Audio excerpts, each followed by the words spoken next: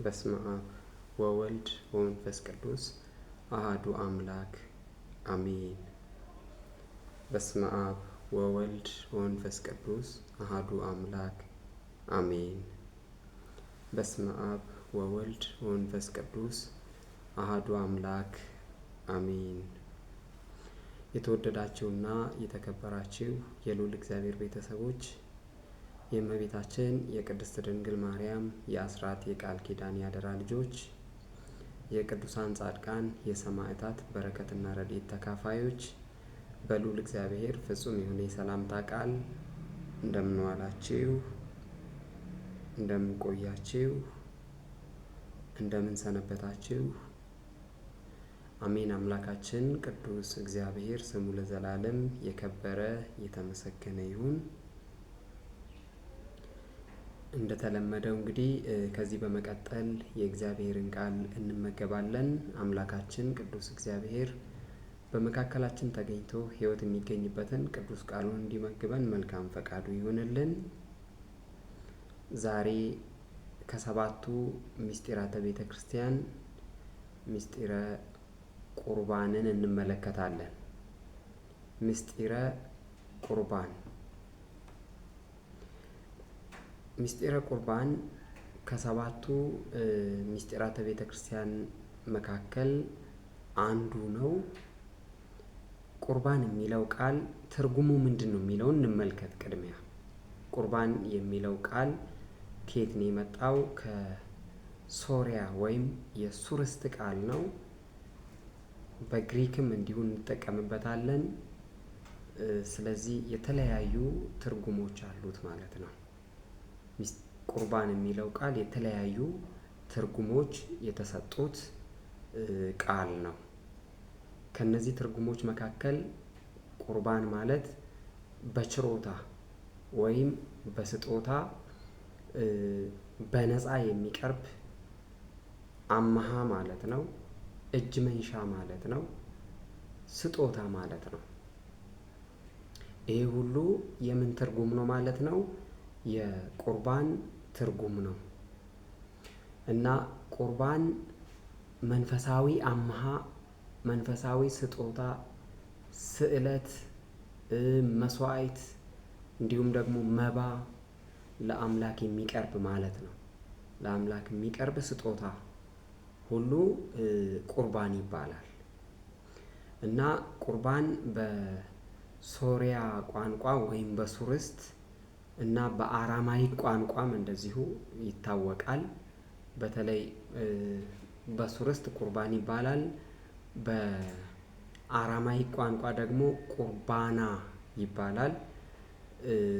ደግሞም በሶሪያ ቋንቋ ቁርባኖ በሚልም ይታወቃል ማለት ነው። ስለዚህ ቁርባን የሚለው ቃል የተወሰደው ቀጥታ ከሱርስት ቋንቋ ነው ማለት ነው። እና ምስጢረ ቁርባን የምስጢራት ሁሉ ማጽናኛ ነው ወይም ማጽኛ ነው። ማጽኛ፣ ማጠናከሪያ ማለት ነው። እና በምስጢረ ቁርባን ስርዓት ውስጥ በተለይ ከምስጢረ ቁርባን ጋር የተገናኘ የተለየ ትርጉሙ ምንድን ነው?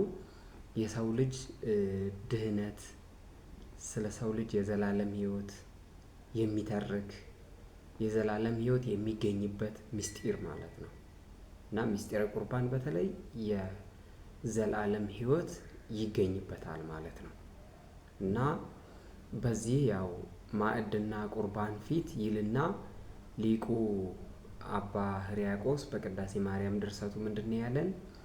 በዚህ ማዕድና ቁርባን ፊት መንፈሳቸውን ያረከሱ ሰዎች ከእርሱ ሊቀምሱ የማይቻላቸው በእውነት ቁርባን ነው ብሎ ተናግረዋል ማለት ነው። እና በተለይ ይሄ ቁርባን የአዲስ ኪዳን የሚጠቁም ነው ማለት ነው። በአዲስ ኪዳን ቁርባን እንዴት አይነት ክብር እንዳለው፣ እንዴት አይነት ሞገስ እንዳለው የሚገልጽ ነው። እና የአዲስ ኪዳኑ ቁርባን ወይም የአዲስ ኪዳኑ መስዋዕት ራሱ ጌታችን አምላካችን መድኃኒታችን ኢየሱስ ክርስቶስ ነው።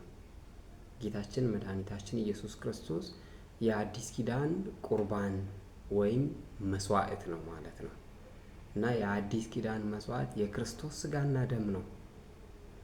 የጌታችን የመድኃኒታችን የኢየሱስ ክርስቶስ ስጋና ደም ያ በቀራንዮ ላይ በመስቀል ላይ የተሰቀለው ስለኛ ኃጢአት ስለኛ በደል ደሙን አፍሶ ስጋውን ቆርሶ የከፈለው ዋጋ መስዋዕትነት ማለት ነው።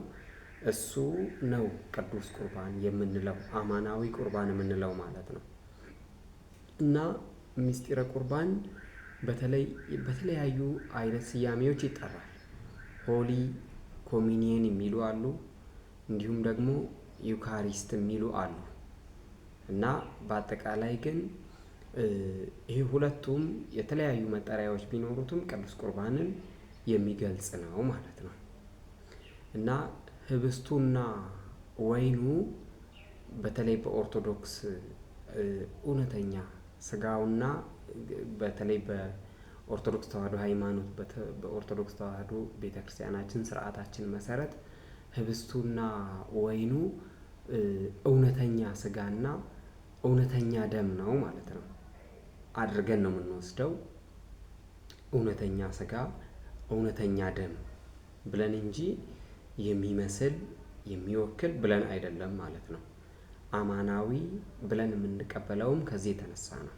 እና በተለይ በቤተ ክርስቲያን የሚሰዋው የጌታ ስጋና ደም ያ በቤተ ክርስቲያን የሚሰዋው ህብስቱ እንዲሁም በቤተ ክርስቲያን የሚቀርበው ወይኑ እውነተኛ የጌታ ስጋና ደም እውነተኛው ያኔ በዕለተ ዓርብ በመስቀል ላይ የተሰዋው ራሱ የጌታችን የመድኃኒታችን የኢየሱስ ክርስቶስ ስጋ ነው ደሙ ነው ማለት ነው። እና ከዚህ የተነሳ የአዲስ ኪዳኑ ቁርባን ይለያል ብለን እናምናለን ወይም እንቀበላለን ማለት ነው። ክብርና ምስጋና ለአምላካችን ለእግዚአብሔር ይሁን። እንግዲህ መስዋዕት የነፍስና የህይወት ስጦታም ሊሆን ይችላል። እንደው መስዋዕት ስንል የነፍስ ስጦታ በነፍስ ዋጋ መክፈል የህይወት ስጦታም ሊሆን ይችላል ማለት ነው። እና በአጠቃላይ ስጦታ ፈጣሪን ለማመስገን ይቅርታን ደግሞ ለመጠየቅ ወይም ደግሞ በረከትን ለማግኘት የምንፈልግ ሰዎች የሚሻ ሰው የሚያቀርበው መንፈሳዊ ስጦታ ነው ማለት ነው። እና ለምሳሌ ከእንስሳት የሚቀርብ ስጦታ አለ፣ መስዋዕት አለ። ከእህል የሚሰጥ ስጦታ ወይም መስዋዕት አለ። የዕጣን ስጦታ አለ። በአጠቃላይ የተለያዩ ቤታችን ካፈራው የተለያዩ ነገሮችን በስጦታ መልክ ለቤተ እግዚአብሔር እንሰጣለን። ይሄ ስጦታ እንግዲህ ምን ይባላል ማለት ነው? መስዋዕት ይባላል። በሌላ አነጋገር ደግሞ ቁርባን ይባላል ማለት ነው። እና በአዲስ ኪዳን ቁርባን ወይም መስዋዕት ማለት እግዚአብሔር ራሱ ለሰው ልጆች በደንብ አስተውሉ። እግዚአብሔር ራሱ ለማን? ለሰው ልጆች። ከሰው ልጆች ጋር ለመታረቅ ራሱን ከሰው ልጆች ጋር ለማስታረቅ መባ ስጦታ አድርጎ ያቀረበው ነው ማለት ነው። ያቀረበው ምንድን ነው? አማናዊ ወይም እውነተኛ መስዋዕት ማለት ነው። እና የእግዚአብሔር በግ ደግሞ ማን ነው? ኢየሱስ ክርስቶስ ነው ማለት ነው። ቅዱስ ዮሐንስ ወንጌል ምዕራፍ 1 ቁጥር 29 ላይ እናነባለን። በዚያ መልኩ አስቀምጦልናል። እውነተኛ የእግዚአብሔር በግ፣ እውነተኛ የእግዚአብሔር መስዋዕት፣ ትክክለኛው መስዋዕት፣ አማናዊው መስዋዕት ማን ነው ያልን እንደሆነ ጌታችን አምላካችን መድኃኒታችን ኢየሱስ ክርስቶስ ነው።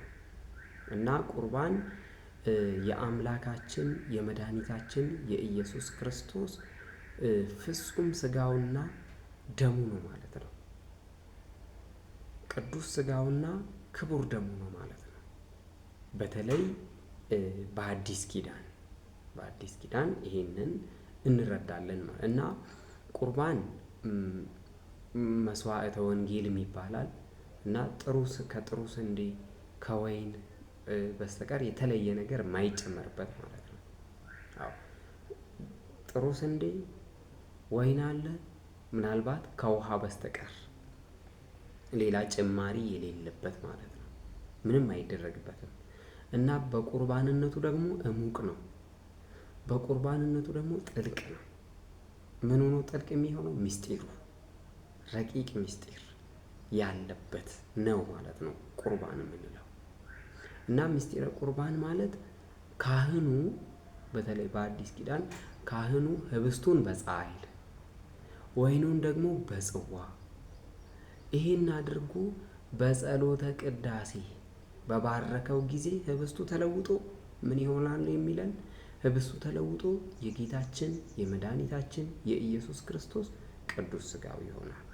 ወይኑ ደግሞ ተለውጦ የጌታችን የአምላካችን የመድኃኒታችን የኢየሱስ ክርስቶስ ደም ይሆናል ማለት ነው። እና ይሄ የሚሆንበት ይሄ ብቻ አይደለም። እኛም ደግሞ ይሄንን የክርስቶስን ሥጋና ደም ተቀብለን የዘላለም ሕይወት የምናገኝበት፣ በደንብ አስተውሉ። የዘላለም ምን የምናገኝበት? የዘላለም ሕይወት የምናገኝበት ታላቅ የሆነ ምስጢር ነው። ይህን ምስጢር ለእኛ ለክርስቲያኖች ያዘጋጀ አምላካችን ቅዱስ እግዚአብሔር ስሙ ለዘላለም የከበረ የተመሰገነ ይሁን እና ቁርባንን ስንቀበል ወይም ስንቆርብ ከክርስቶስ ጋር መሆናችንን በደንብ አስተውሉ። ከማን ጋር መሆናችንን አልኳችሁ? ከክርስቶስ ጋር መሆናችንን ህብረት ማድረጋችንን እናረጋግጣለን እና ሥጋው ከሥጋችን ደሙ ደግሞ ከደማችን ይዋሃዳል ማለት ነው። ከኛ ጋር ይዋሃዳል። ወደ እግዚአብሔር እንቀርባለን። ከእግዚአብሔር ጋር እንዋሃዳለን። በደንብ አስተውሉ። አንድ እንሆናለን። ስሙ ለዘላለም የከበረ የተመሰገነ ይሁን። ስለዚህ ቁርባን በተለይ ግብፃውያን የግብፅ ኮፕቲክ ኦርቶዶክስ ተዋህዶ ቤተ ክርስቲያን ዩካሪስት ይሉታል እና ቃሉን የወሰዱት በእርግጥ ከግሪክ ነው እና ቃሉን ከግሪክ ወስደው ምን ማለታቸው ነው? ምስጋና ማቅረብ ይሉታል። ምስጋና ማቅረብ እንደማለት ነው እና ቁርባንን ደግሞ የጌታ እራት የሚሉም አሉ። ያው ምስጢራዊ እራት፣ አንድ የመሆን እራት የሚሉ እያሉ የሚጠሩም አሉ ማለት ነው። ብቻ በአጠቃላይ መስዋዕት ማለት ምን ማለት ነው ያለ እንደሆነ አምሃ ማለት ነው፣ እርድ ማለት ነው፣ ቁርባን ማለት ነው። ከእንስሳት፣ ከአዝርዕት፣ ከአትክልት፣ ከእህል ቁርባን፣ ከስንዴ፣ ከወይን፣ ከዘይት፣ ከዕጣን፣ ከነዚህ ሁሉ ፍጡር ለፈጣሪው ወይም ለሁሉ ባለቤት የሁሉ ባለቤት ለሆነው ለእግዚአብሔር የሚያቀርበው አስራት ነው ማለት ነው።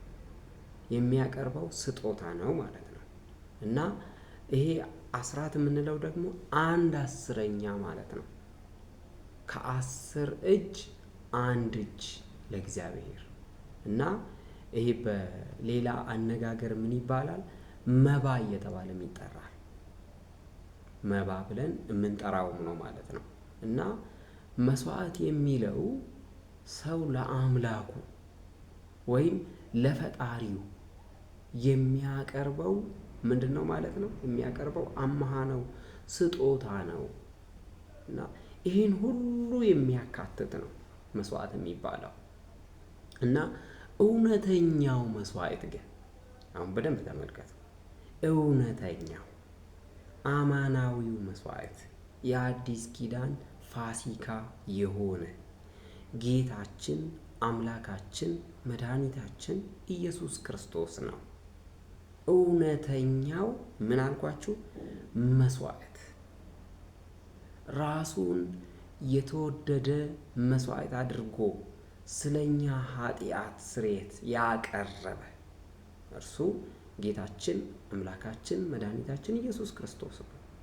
ክብርና ምስጋና ለተቀደሰ ስሙ ይሁን እና አማናዊ አምሃ ይባላል። አማናዊ ስጦታ ይባላል። አዎ የኢየሱስ ክርስቶስ ስጋና ደም ማለት ነው።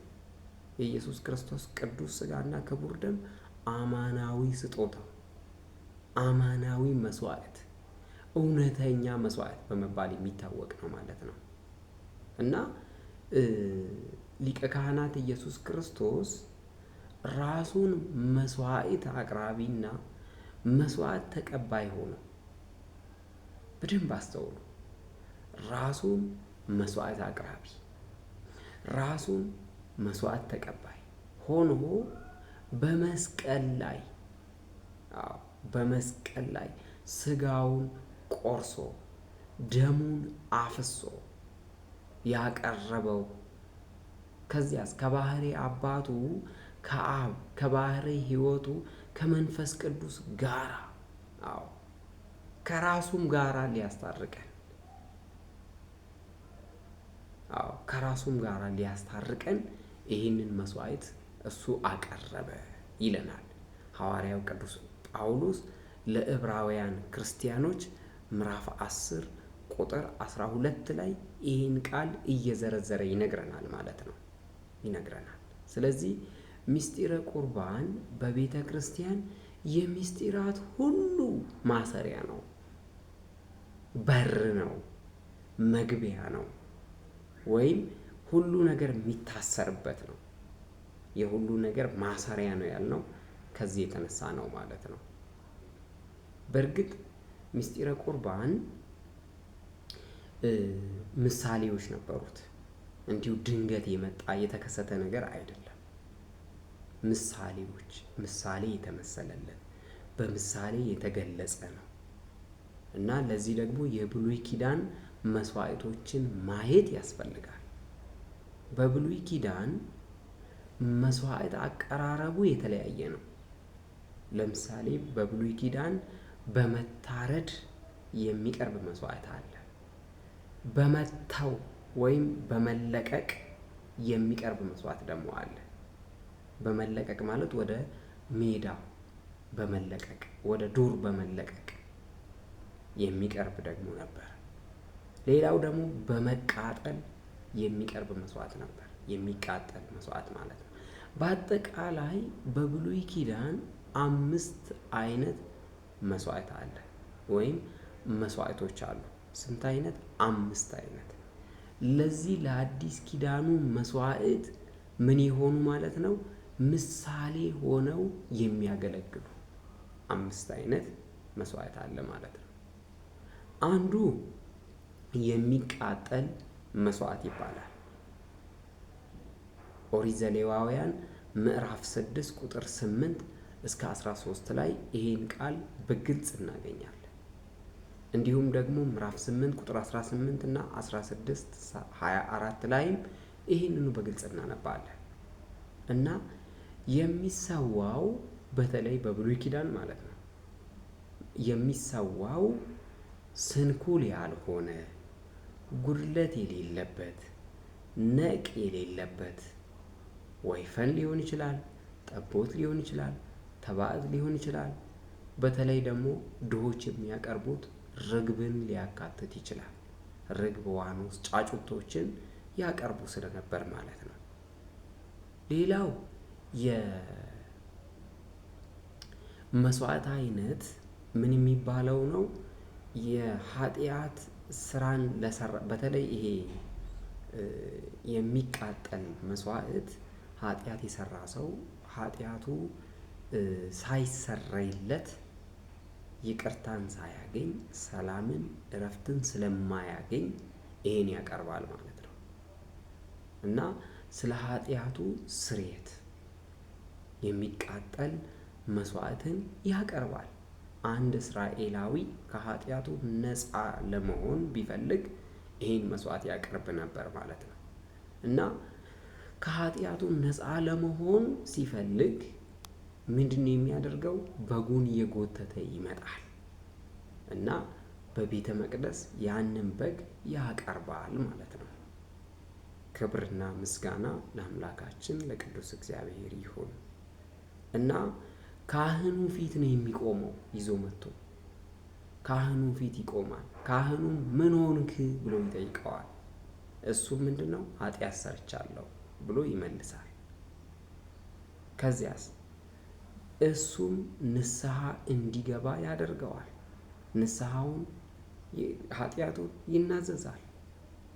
ኃጢአቱን ከተናዘዘ በኋላ ደግሞ በተለይ ዕብራውያን 9:22 ላይ ደም ሳይፈስ ስርየት የለም የሚለውን ተግባራዊ ለማድረግ በኃጢአተኛው ሰው ምትክ በጉ መስዋዕት ይሆናል ማለት ነው።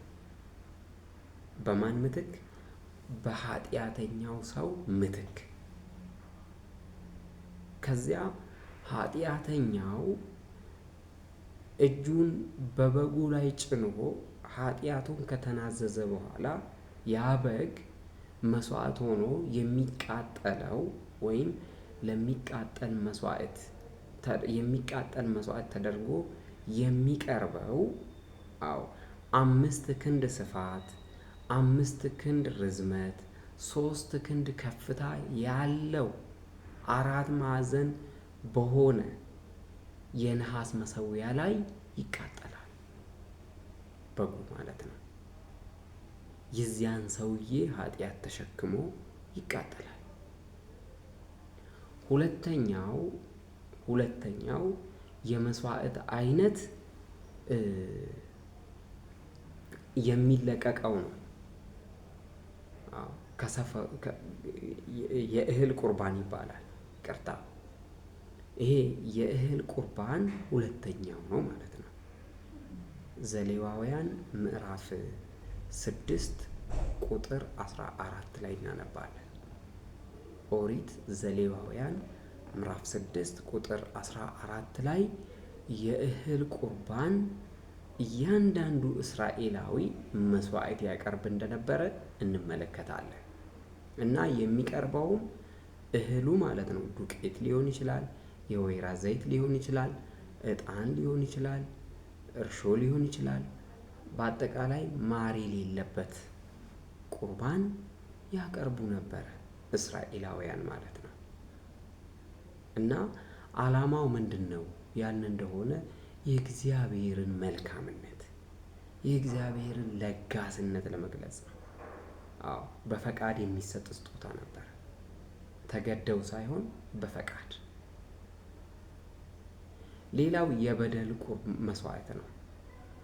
ይሄ የበደል መስዋዕት ደግሞ የበደለ ሰው ከበደሉ ነፃ ለመሆን ከአምላኩ ከእግዚአብሔር ጋር ለመታረቅ ሲል ይሄንን መስዋዕት ያቀርብ ነበር።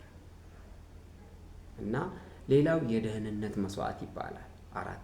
አምስተኛው ደግሞ የኃጢአት መስዋዕት ይባላል። እና በብሉይ ኪዳን መስዋዕቱ በድግግሞሽ ይቀርብ ነበር። ግን በድግግሞሽ ብቻ መቅረቡ ሳይሆን መስዋዕቱ ራሱ ጊዜያዊ ነበር። ጊዜያዊ መስዋዕት በአጠቃላይ በምኩራብ የተሰዋው እንስሳ ሁሉ በአዲስ ኪዳን ደግሞ በቤተ ክርስቲያን በሚሰዋው የክርስቶስ ስጋና ደም ምሳሌ ሆኖ አገልግሏል ማለት ነው። ቤተ ክርስቲያናችን ላይ ዛሬ እኛ ለምንሰዋው ምሳሌ ሆኖ ያገለግል ነበር። እና በተለይ አምስቱም አይነት የኃጢአት መስዋዕት፣ የበደል መስዋዕት፣ የደህንነት መስዋዕት፣ የእህል ቁርባን፣ የሚቃጠል መስዋዕት፣ እነዚህን ሁሉ በማቅረብ እስራኤላዊ ከኃጢአቱ ነፃ ይሆን ነበር ማለት ነው። እና በምስጢረ ቁርባን ዛሬ ክፍል 1ን በዚህ መልኩ ተመልክተናል። ክፍል 2ን ደግሞ በዚሁ ከዚህ ቀጥሎ እንመለከታለን። ዛሬ ያስተማረን የመከረን አምላካችን አባታችን ቅዱስ እግዚአብሔር ዘላለማዊ ስሙ የከበረ የተመሰገነ ይሁን። ዛሬ የምስጢረ ቁርባንን ትርጉም እንዲሁም ደግሞ ስለ ቁርባን፣ ስለ መስዋዕት ምንነት፣ ከዚያ ደግሞ መስዋዕት ወይም ቁርባን ምሳሌዎች እንደነበሩት ምሳሌዎቹ በብሉይ ኪዳን እንደነበሩ ተመልክተናል። ያስተማረን የመከረን አምላካችን አባታችን ቅዱስ እግዚአብሔር ዘላለማዊ ስሙ የከበረ የተመሰገነ ይሁን። የተማርነው ትምህርት ልቦናችን ላይ አምላካችን እግዚአብሔር ይመዝግብልን፣ ይጻፍልን፣ ለፍሬ ይበላው። ወስብሐት ለእግዚአብሔር ወለወላዲቱ ድንግል ወለመስቀሉ ክቡር አሜን። ይቆየን።